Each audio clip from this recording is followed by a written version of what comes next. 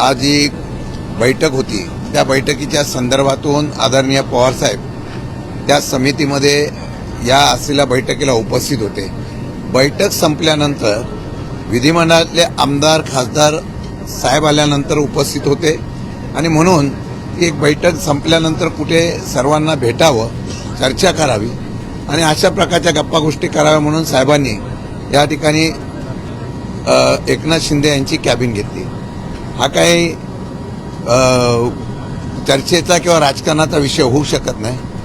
साहेबांना तिथूनच जवळून असताना उतरून जायचं असल्यामुळे त्यांच्या दालनामध्ये बसून आपल्या सर्व आमदार खासदारांची चर्चा केली आणि अधिवेशन चालू असताना आपला नेता आणि त्यांच्याबरोबर आलेल्या सर्व सहकाऱ्यांच्या बरोबर चर्चा करण्याचा तो एक भाग होता।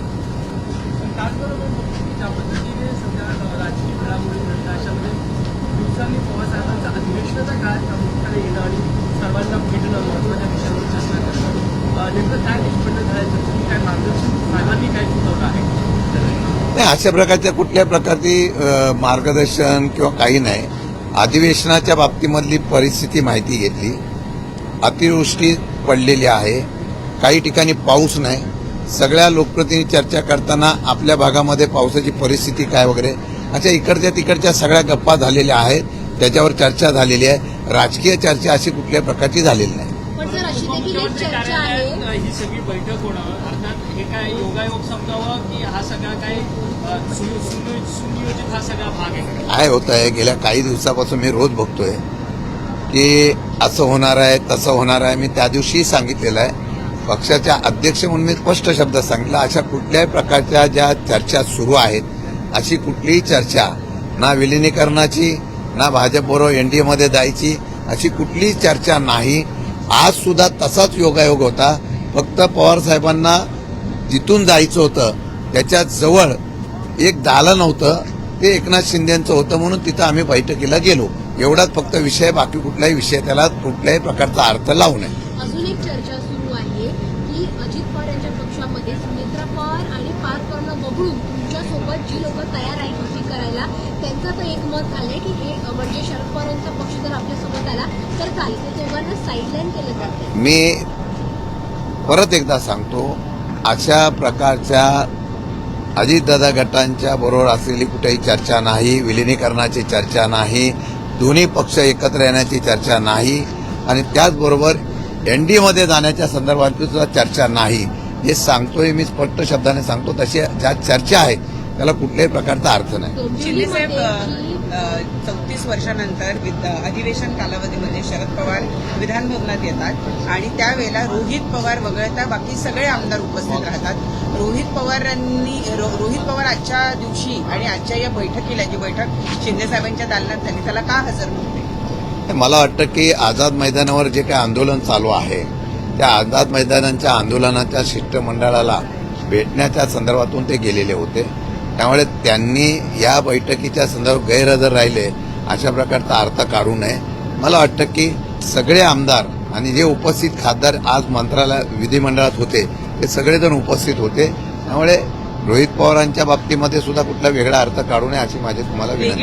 रोहित पवार मांडतायत का गेले सातत्यानं काही दिवस त्यांचा मतप्रवाह एक वेगळा दिसतोय। नेत्यांना वगळून त्यांची सगळी आंदोलनं सुरू आहेत सध्या, पक्षाच्या नेत्यांना वगळून मी परत सांगतो, पक्षाच्या चौकटीत बसून सगळेजण काम करतील, काम करणार।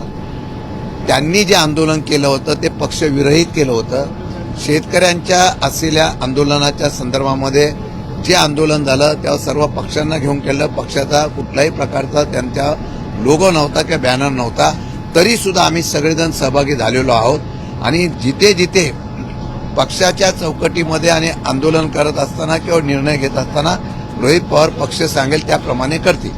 बदलापूरमध्ये जी घटना, डोंबिवलीमध्ये जी घटना घडली, एकनाथ शिंदे यांच्या शिवसेनेच्या नगरसेवकाने डॉक्टरना मारहाण केली, अखेरीस त्यांना अटक करण्यात आली आहे। वारंवार ही बातमी दाखवल्यानंतर प्रशासनाने त्यांना अटक केली आहे, तिथेच मराठीने ती वारंवार ही बातमी दाखवली। मी आपल्याला खरंच सांगतो की कायदा सुव्यवस्था, आमच्या पाठीमागे कोणतरी गॉडफादर आहेत, आमच्या मागे कोणतरी आहे, अशा प्रकारची भावना ज्यावेळा लोकप्रतिनिधींच्या त्यांच्या कार्यकर्त्यामध्ये पदाधिकाऱ्यामध्ये होते, ही डोंबिवलीचीच घटना नाही तर महाराष्ट्रामध्ये रोज जर बघितलं तर कोणाला ना कोणाला तरी अधिकारीपासून कोणाला ना कोणाला तरी धमक्या, कोणाला तरी मारहाण ही सर्रास चालू आहे. आणि म्हणून मला वाटतं की काल त्याचा एक भाग डोंबिवलीमध्ये पाहायला मिळाला आणि विशेषतः महिला डॉक्टरवर सुद्धा हात उचलला गेलाय आणि त्याच्या संदर्भामध्ये कारवाई अधिवेशन चालू असताना जर भीती राखली नसेल तर मला वाटतं दुर्दैव आहे. तशा प्रकारची कडक कारवाई करणं गरजेचं आहे आणि अशा असलेल्या धारिष्ट जे वाढलेलं आहे त्यांना कुठेतरी चाप बसवण्यासाठी सरकार अपयशी ठरलेलं आहे. हा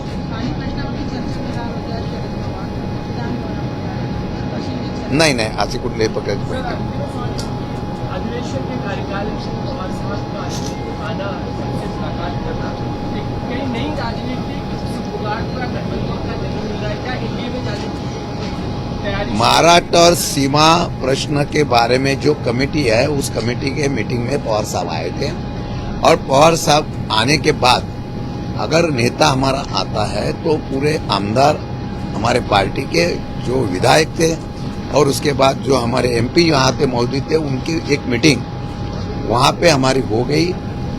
अभी पवार साहब आज अधिवेशन के कार्यकाल में आए हैं तो अपने आप सब लोगों के साथ बातचीत हो गई है, उतना ही है. बाकी कुछ उसमें बाकी को कुछ एनडीए में शामिल होना, किसके पार्टी में विलीन होना, ये सब गलत बात है.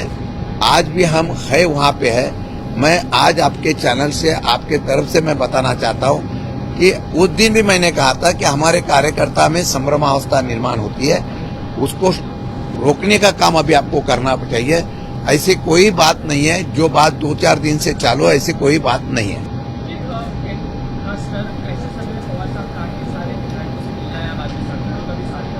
कहीं ना कहीं मैसेज देने की कोशिश है कि हमारी पार्टी की बात है और कहीं टूटने वाली स्थिति भी नहीं है.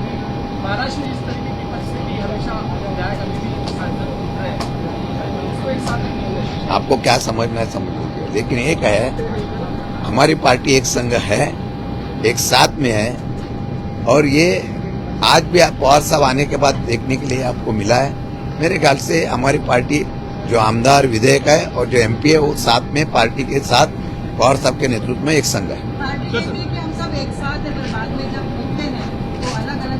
हमारी पार्टी में ऐसा कुछ होगा नहीं, हमारे पार्टी में ऐसा कुछ होगा नहीं.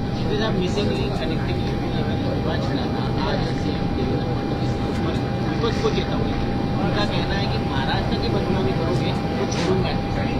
महाराष्ट्र में महाराष्ट्र की बदनामी करोगे तो छोड़ूंगा नहीं. मेरी बदनामी करोगे लेकिन महाराष्ट्र की बदनामी करोगे नहीं. अगर ऐसा है कि सरकार जो है सरकार की तरफ से मुख्यमंत्री जब ये ऐलान करते हैं लेकिन उसको नियम सबको लागू होना चाहिए.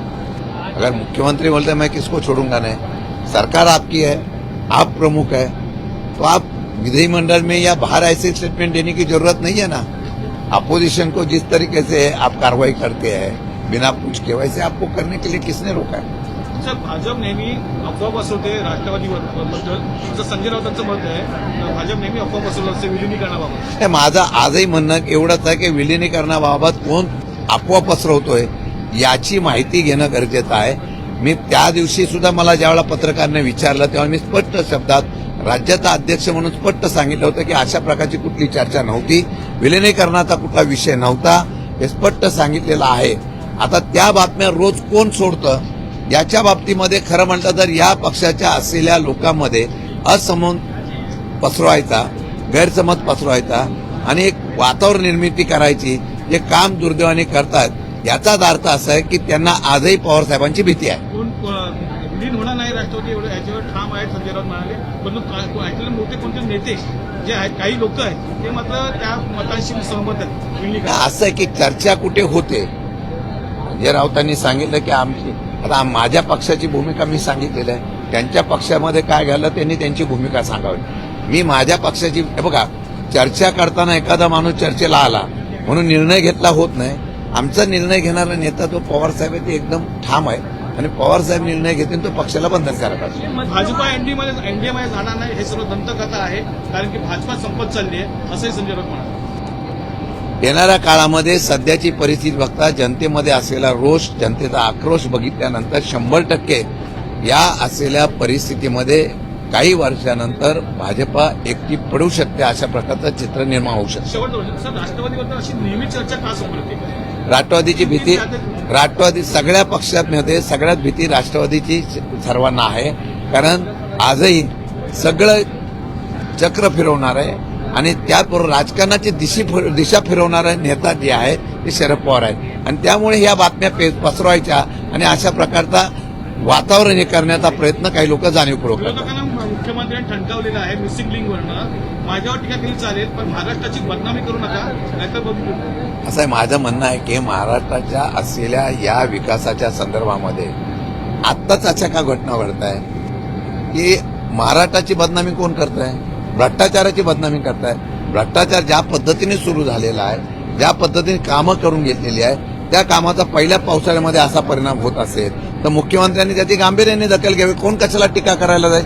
पण टीका करण्याची वेळ काय येते की तुम्ही जी कामं केली, मेट्रोची असेल, सिलिंगची असेल, मिसिलिंगची असेल, सगळीकडे कामाच्या ज्या पद्धतीची क्वालिटी बघितल्यानंतर लोक त्याच्यावर नाराजगी व्यक्त करतायत. तरी सुद्धा तुम्ही टोल घेताय, सगळं घेताय, पण कामं जर क्वालिटीची होत नसेल तर त्याच्यावर जनतेला आवाज उठवण्याचा किंवा त्याच्या विरोध करण्याचा, टीका करण्याचा अधिकार जनतेला आम्हाला आहे. कल्याण खासदार लेकर सत्ताधारी पार्टी से मारपीट कर रहे हैं, तो जो लॉ एंड ऑर्डर है वो पूरा से भिड़ा हुआ है. क्या लॉ एंड ऑर्डर पूरा से भिड़ा हुआ है क्या? सत्ताधारी पार्टी की वजह से डॉक्टर को मारपीट. नहीं, ऐसा है कि किसी को डर नहीं है. ये घटना जब से ये महायुति की सरकार आई है, उनके पदाधिकारी, उनके कार्यकर्ते, उनके जो विधायक हो या कोई नेता हो या कोई भी हो, वो किसी को डरते नहीं है. हमारे पीछे कोई है, हमारा एक राज है. वो जिस तरीके से कल लेडी डॉक्टर के ऊपर भी हाथ उठाया, किसी ने उसकी दिलगिरी व्यक्त नहीं की, किसी ने उसके ऊपर पार्टी के लोगों ने भी कुछ कहा नहीं. और ऐसी बात रहेगी तो कौन काम करने के लिए सब डरते हैं ना. खाली ये नहीं है, कोई आमदार है, विधायक है, उन्होंने भी अधिकारी को गाली गलौज किया. पिछले हफ्ते की बात है, ये रोज ही घट रहा है. मुख्यमंत्री उसके ऊपर ध्यान देंगे तो ठीक है, नहीं तो अधिकारी बोलेंगे हम काम नहीं करेंगे. ऐसा ही कुछ माहौल होने वाला है.